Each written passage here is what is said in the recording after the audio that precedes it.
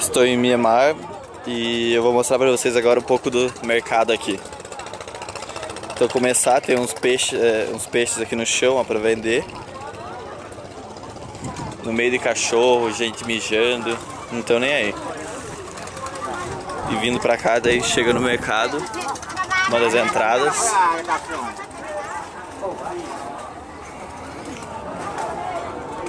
Tem muitos tomates.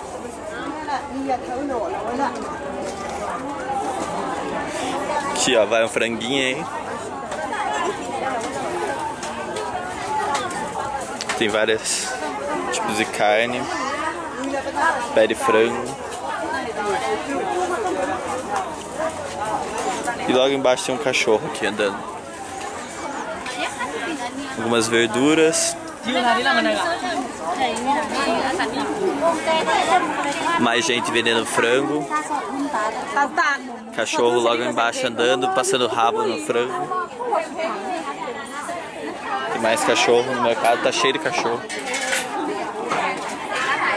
Aqui também vende mais umas carnes.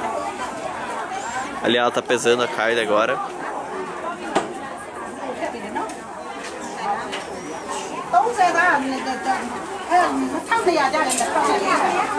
Ela coloca a carne nessa folha.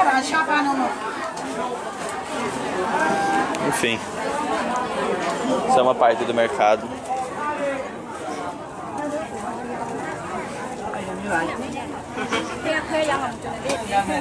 Aqui eles fritam algumas coisas, tem um barzinho.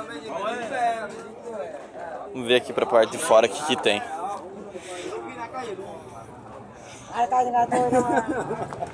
Aqui já é uma rua mais movimentada.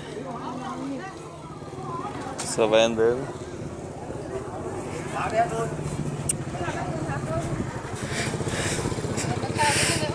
Um caminhãozinho sem a parte da frente, só o motor em aberto. É isso.